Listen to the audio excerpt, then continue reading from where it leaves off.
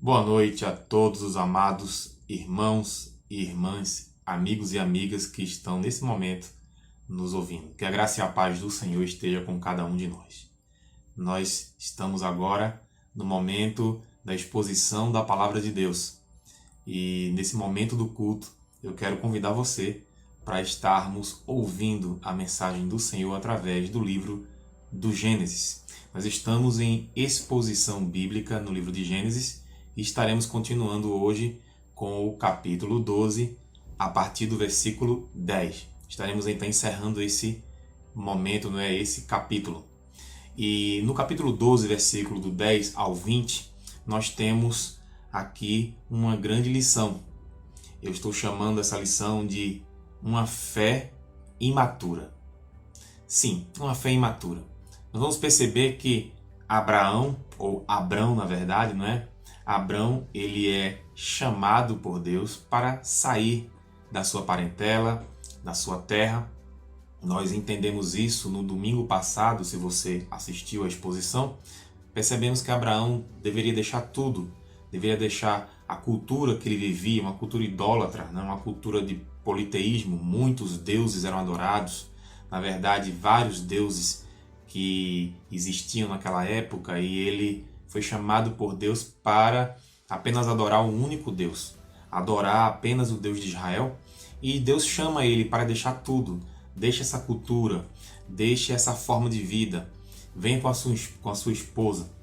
Abraão de pronto não atendeu, não foi logo o atendimento. Abraão esperou um pouco e ele sai com seu pai, na verdade o seu pai sai com eles de Ur dos Caldeus e vai para Harã. Chegando em Harã, uma terra também idólatra, mesma forma de Ur dos Caldeus, Harã também é um lugar onde se existia ali o culto ao deus Lua.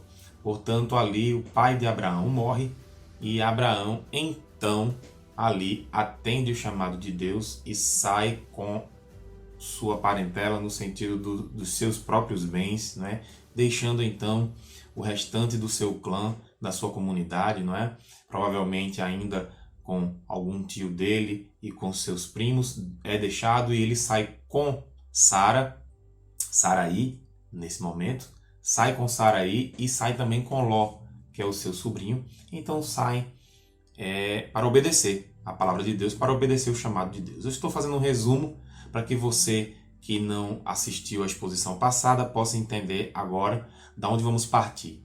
Então, Abrão, ele atende à voz de Deus. Abrão, ele vai, então, sai para viver essa aventura da fé, para viver essa promessa que Deus traz à vida dele.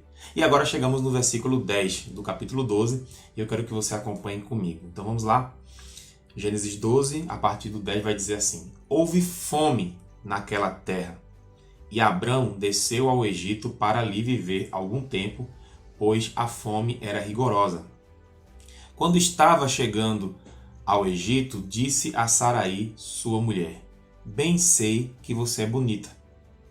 Quando os egípcios a virem, dirão: Esta é a mulher dele, e me matarão, mas deixarão você viva.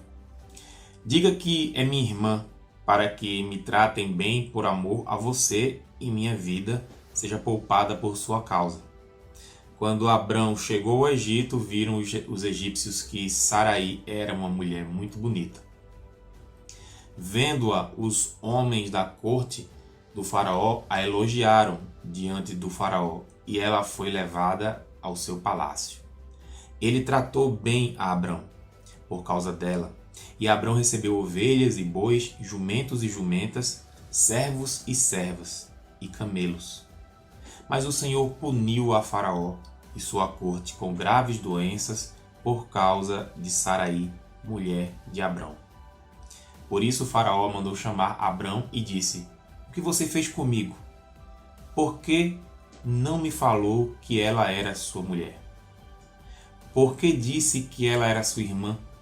Foi por isso que eu a tomei para ser minha mulher. Aí está a sua mulher, tome-a e vá.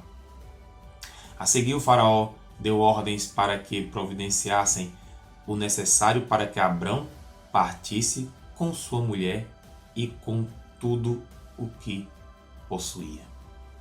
Vamos orar nesse momento? Pedir a Deus iluminação do seu Espírito Santo? Vamos orar.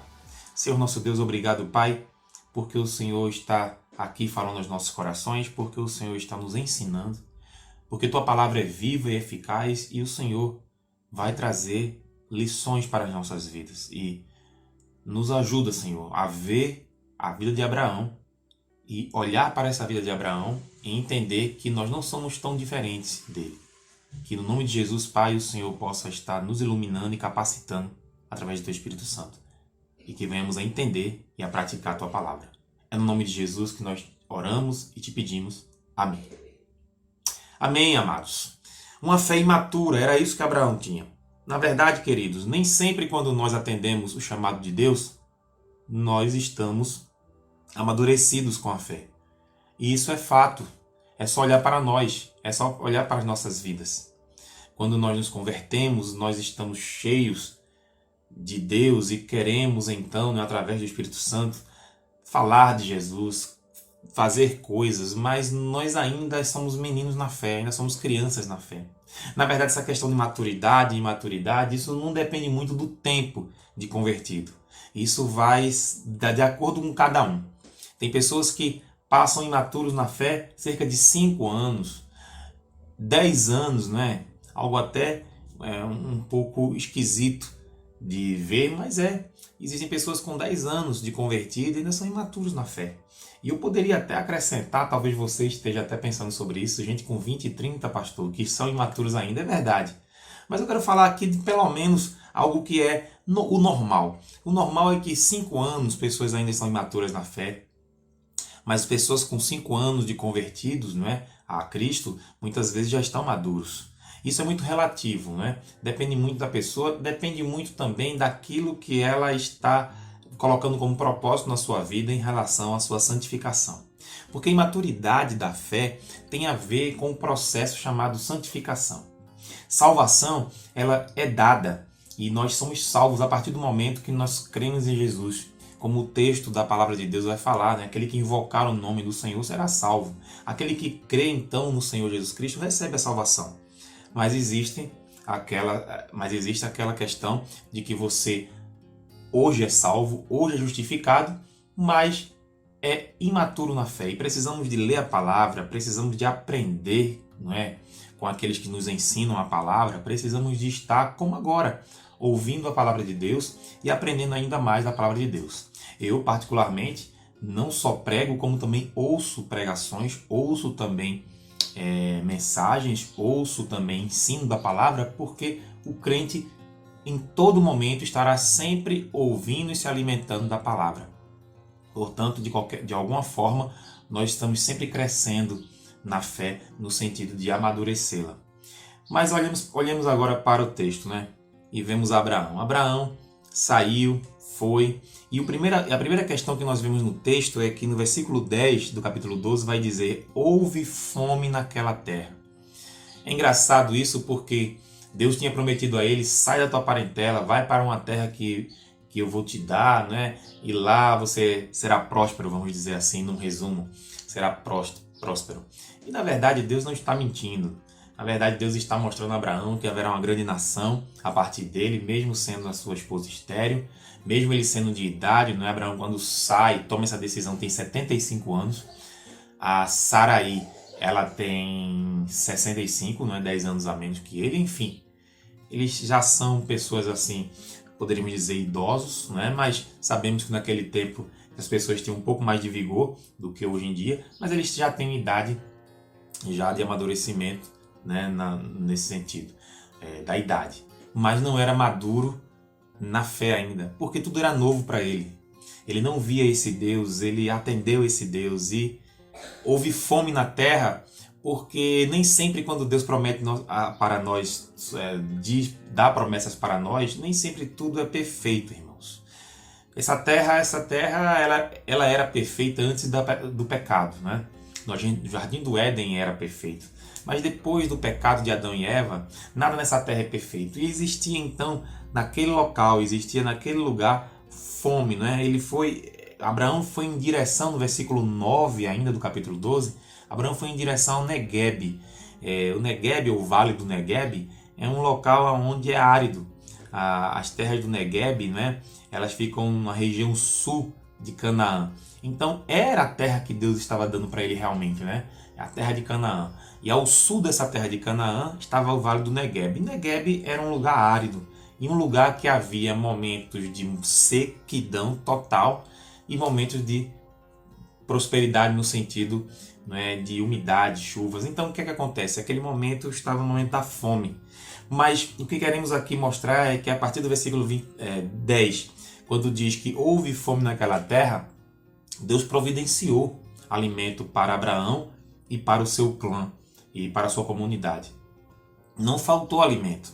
Houve fome no Negueb, mas o Egito tinha comida, tinha alimento. Então Abrão, ele desce ao Egito para ali viver algum tempo, pois a fome era rigorosa. Então ele desceu para o Egito, como assim aconteceu quando nós vamos ver lá na frente em Gênesis, na história de José, né? Quando mais uma vez Jacó e seus filhos também estão em uma região como essa, e aí tem fome também, tem momento de fome, então eles vão para o Egito para poder pegar cereais, pegar então alimento. Abraão então desce para o Egito e se fixa ali no Egito, mas até aí Deus está providenciando tudo.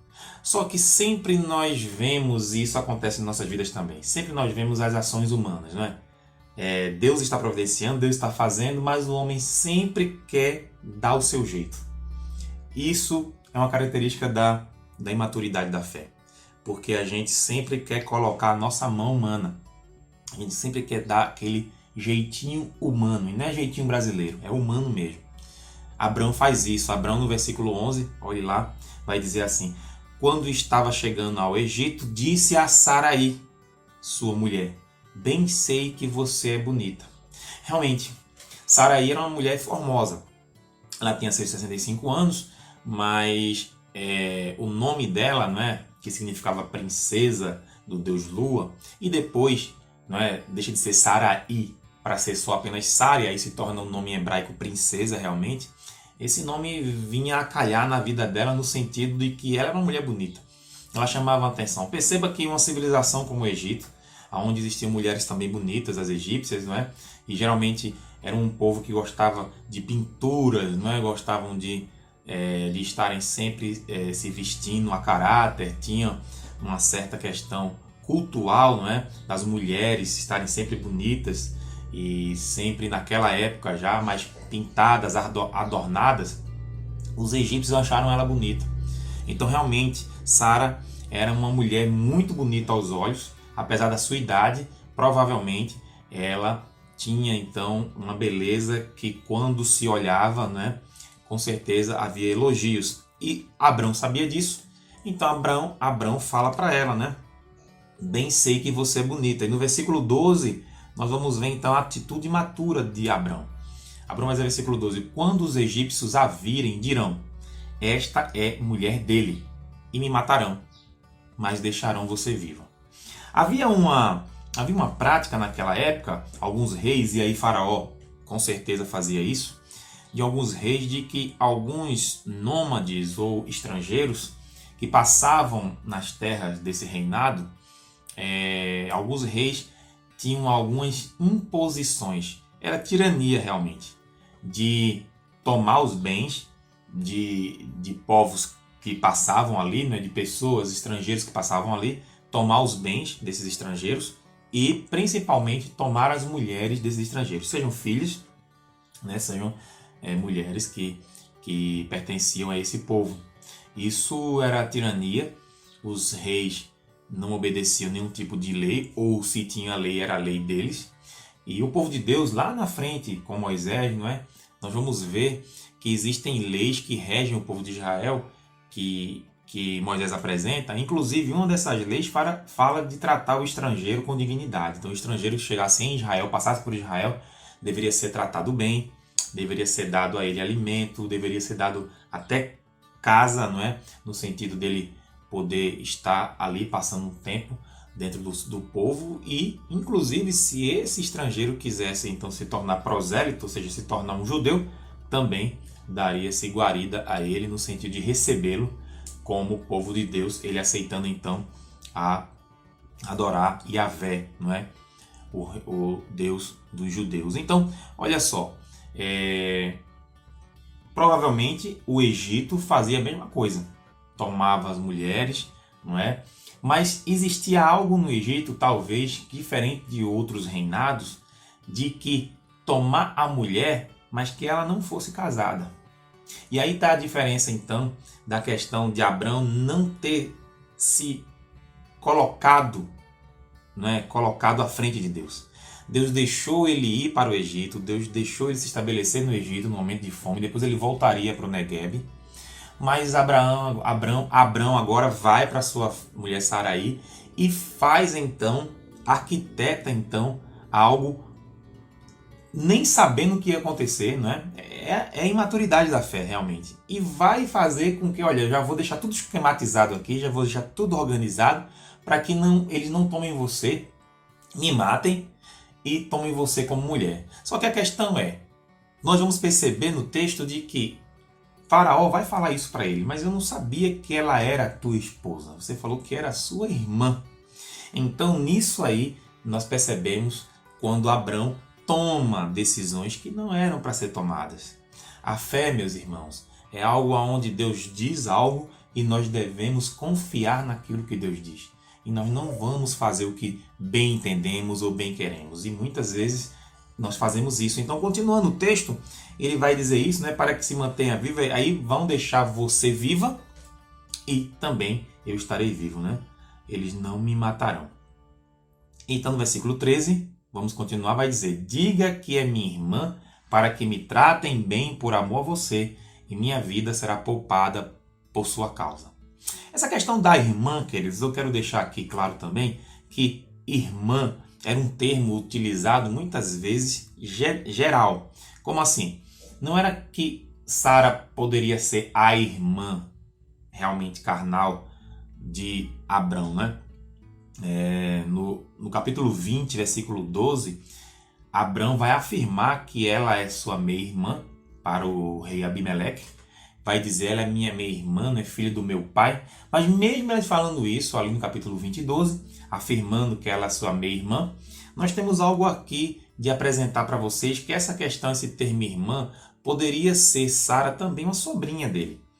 E por que isso? Porque essa questão de irmão, irmã, o próprio Abrão vai chamar Ló de irmão. A questão de irmã tal tinha muito a ver quem era o patriarca deles. Então, no caso, Terá, na época ainda vivo, era o patriarca deles. Então, quando ele diz que Sara era filha de Terá, ele não está necessariamente dizendo que era filha diretamente ligada a ela, a ele. Até porque Terá, é dito na genealogia que Terá teve 3 homens, mas depois disso o seu irmão Arã teve Ló, teve Iscá e teve também filhas. E aí há um texto que muitas vezes numa tradução às vezes se perde ou não, enfim, não vou aqui falar sobre isso muito, mas no capítulo 11, já passamos por ele, né? Capítulo 11, versículo 29, nós temos ali uma questão de tradução que muitas vezes pode indicar que Sara era sobrinha dele mesmo, porque vai dizer, tanto Abrão como Naó casaram-se, o nome da mulher de Abrão era Saraí e o nome da mulher de Naó era Milca. E aí nós temos uma pausa, né? E vai dizer então, esta era filha de Arã, pai de Milca e Iscá. E algumas traduções vai dizer que estas eram filhas de Arã, pai de Milca e de Iscá. Então, na verdade, pode ser que Saraí fosse filha de Arã. Ou seja, Saraí provavelmente poderia ser também irmã de Ló, né? Então, Abrão estava casado com uma sobrinha. A questão toda é que nesse tempo de Abrão não existia a lei do Senhor ainda, não se configurava nenhum tipo de incesto, ela fazia parte da família. Se ela fosse filha do pai, não é, do seu pai, que era Arã, Arã morreu, Abrão tomou Ló para ser o próprio filho dele, né? Criar ele, né?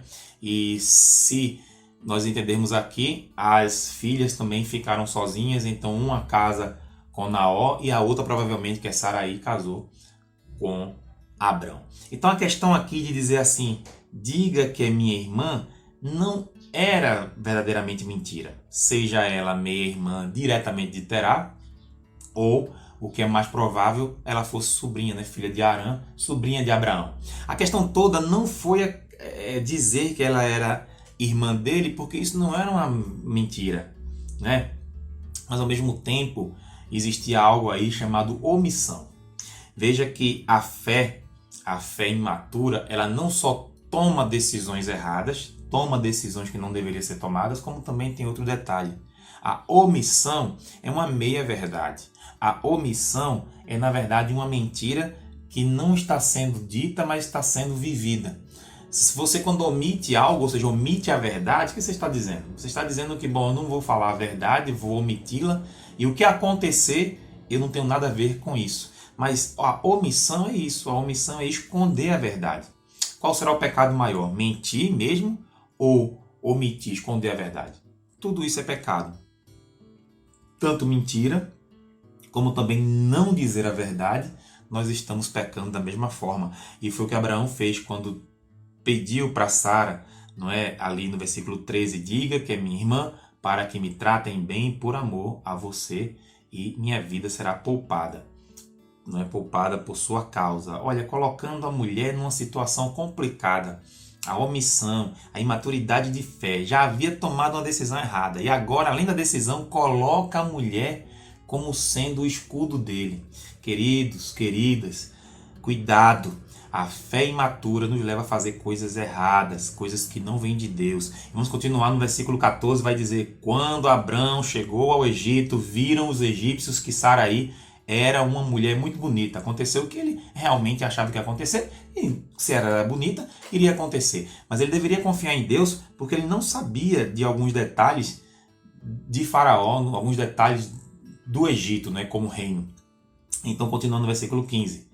Vendo-a, os homens da corte do Faraó a elogiaram diante de Faraó, e ela foi levada ao seu palácio. Claro, era a tomada normal de decisão de todos os reis da época. Mas aí, continuando no versículo 16, Faraó então chama ela, né, para ver ela, e aí veja só, versículo 16 vai dizer assim, ele tratou bem Abrão por causa dela. Abrão recebeu ovelhas e bois, jumentos e jumentas, servos e servas e camelo. Então, a mentira, ou pelo menos a omissão de Abraão, levou Abraão a receber bens, mas ao mesmo tempo a mulher dele estava no harém ali de Faraó. Algumas traduções vai dizer no versículo 15 ainda, que o Faraó pede então, ela foi levada ao palácio. Essa atitude de levá-la ao palácio não é apenas uma atitude de dizer que levou o palácio para apenas conhecê-la, ou falar com ela, ou ver a beleza dela e elogiar ela. Não. Levando ao palácio está dizendo que levou para o harém de Faraó. Então é bem provável que Faraó tenha se deitado com Saraí. Sim, Abrão, por sua omissão, por sua tomada de decisão errada, sua imaturidade na fé, o que acontece? Leva a sua esposa a praticar adultério. Então, Faraó, com certeza, deve ter tido relações sexuais com a Saraí, né, dentro do seu harém, porque levar para o palácio é justamente isso, é tê-la ali à disposição de Faraó. E é por isso que depois do versículo 16, né, e Abrão ganha muitos bens, você está vendo, riquezas e bens. No versículo 16 vai dizer que ganhou jumentos, jumentas, ovelhas e bois, enfim, servos e servas. Olha só, na verdade ele ganhou um presentaço. Por quê? Porque se é a irmã dele e não é casado, ela é solteira, então Faraó não tinha sombra de dúvida de que não, eu quero tomá-la então como minha esposa, né, como mais uma no harém, e eu vou te presentear. Isso se chama dote, né? Abrão recebeu dote da sua esposa. Ele não falou que era a esposa dele, portanto Abrão recebe dote. Veja a situação, irmãos. Olha a situação da imaturidade da fé. prosperidade que Abrão iria receber não era desse jeito. Deus queria prosperar Abrão de outra forma, não praticamente vendendo a sua mulher para outro. Não era isso. E aí a situação vai ser colocada em xeque. Por quê? Porque Deus não é um Deus que olha a nossa imaturidade e fica apenas olhando calado. Deus então vai no versículo 17 tomar algumas atitudes. Então, mas o Senhor puniu o faraó e sua corte com graves doenças por causa de Sarai, mulher de Abrão. Você lembra que quando o povo estava escravizado, Deus manda Moisés para libertar o povo e Deus manda as 10 pragas? Veja o paralelo. Da mesma forma, o faraó deitando-se com a esposa de outra pessoa, e essa outra pessoa era quem? Era o escolhido dele, aquele que ele havia dado as promessas. Então, faraó, por ter feito isso, puniu então o faraó com várias doenças. Você pode dizer para mim assim, mas faraó não sabia, coitado de faraó. Pois é, queridos. Mas a questão toda aqui é que Abrão leva para acontecer tudo isso, ele omite, ele toma a decisão errada, não é? Ainda recebe bens e riquezas e me parece que ele fica muito bem, obrigado, né? Agora estou recebendo tudo isso e não diz nada para ninguém ainda. E aí precisa então de Deus vir com intervenção e castigar a Faraó. E por que esse castigo em Faraó? Para que Abrão veja de que não é assim. Sara, apesar de ser estéril, ela seria a mãe de Isaac, a mãe dessa grande nação. Deus, ele ama o casamento, Deus ama a união do homem com a mulher, de um homem com uma mulher. E foi violado o casamento, aconteceu adultério. E aí, quando Faraó recebe isso, eu não vou dizer a vocês porque não está na Bíblia, mas provavelmente a Faraó tinha tantas pessoas no harém. Se Faraó tivesse parado para observar os sinais, parado para entender os sinais, poderia ter recusado essa mulher. Não precisa essa mulher aqui no harém. Mas essa questão de ser castigado é pelo fato que esses reis, que inclui Faraó, esses reis da época eram muito soberbos. E o que eles queriam, eles olhavam e diziam, eu quero isso. Eles viam e diziam, eu quero isso. Então eles tinham essa soberba de querer as coisas. E aí, nisso aí, ele recebe então, no versículo 17, nós vemos que ele é punido. Faraó é punido. E muitas vezes nós podemos ter pena dele, mas na verdade eram homens que tomavam pessoas, que matavam pessoas. Ninguém sabe aí o porquê da punição que Deus está dando, mas com certeza Faraó merecia. Tenha certeza disso, porque ele não precisava de mais uma mulher lá. Mas também essa punição mostra a Abrão algo. Versículo 18. Por isso o Faraó mandou chamar Abrão e disse, o que você fez comigo? Por que não me falou que ela era sua mulher? E aí Faraó descobre, provavelmente Sarai deve ter falado para ele, porque começou a ter esses problemas, essas doenças, e aí ele pergunta o que está acontecendo, provavelmente então foi entendido, e ela deve ter dito, de que ela era esposa daquele forasteiro que recebeu dotes, né? Que recebeu as riquezas ali. Então o Faraó chama ele e diz, rapaz, por que você fez isso comigo? Por que você não disse que ela era sua mulher? Então a omissão agora mostra-se como uma grande mentira, né? Apesar de que ela era minha irmã, talvez sobrinha, como nós dizemos, mas enfim, não foi dita a verdade que era casada. Portanto, o Faraó, ele vai dizer dessa forma, ele vai dizer que versículo 19, ele vai dizer, porque você disse que ela era sua irmã? Foi por isso que eu a tomei para ser minha mulher.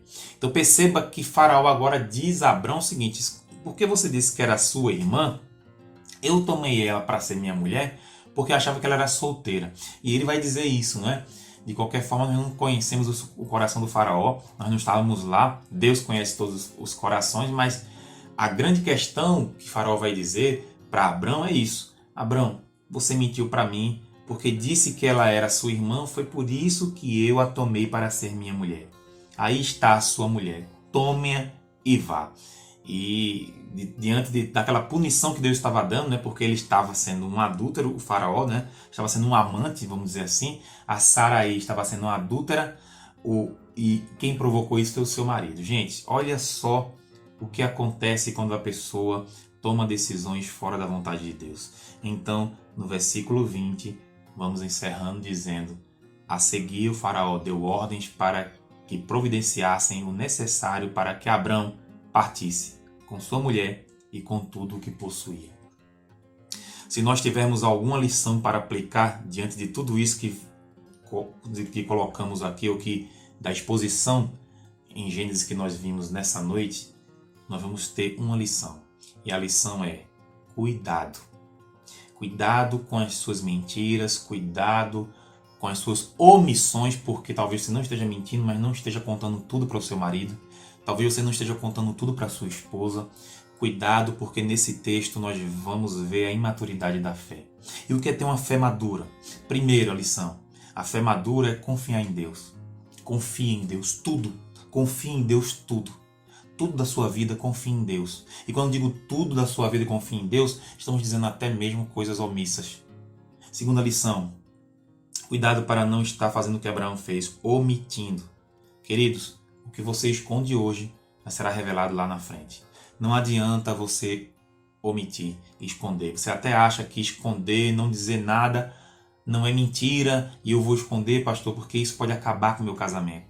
Ou isso pode acabar com algum relacionamento meu. Ou isso pode trazer alguma complicação no meio da igreja, não é? Eu não vou dizer uma coisa que eu sei porque isso vai trazer complicações e eu não quero ser responsável por isso. Amados, cuidado. Cuidado, porque uma fé madura é aquela que revela as coisas e coloca diante de Deus. Ora, se você tem algo para dizer para o seu marido, diga. Diga para o seu marido o quanto antes e diga, porque se o casamento não for sustentado pela verdade, que tipo de casamento você tem então? Se você, marido, tem algo a dizer à sua esposa, diga, revele a ela o que você fez, revele a ela o que aconteceu. Mas pastor, se eu fizer isso, vamos terminar o casamento. Você sabe disso? Você não é Deus. Deus está à frente, principalmente Deus se alegra com a verdade. A verdade vos libertará. É isso que a palavra de Deus diz. Portanto, a verdade.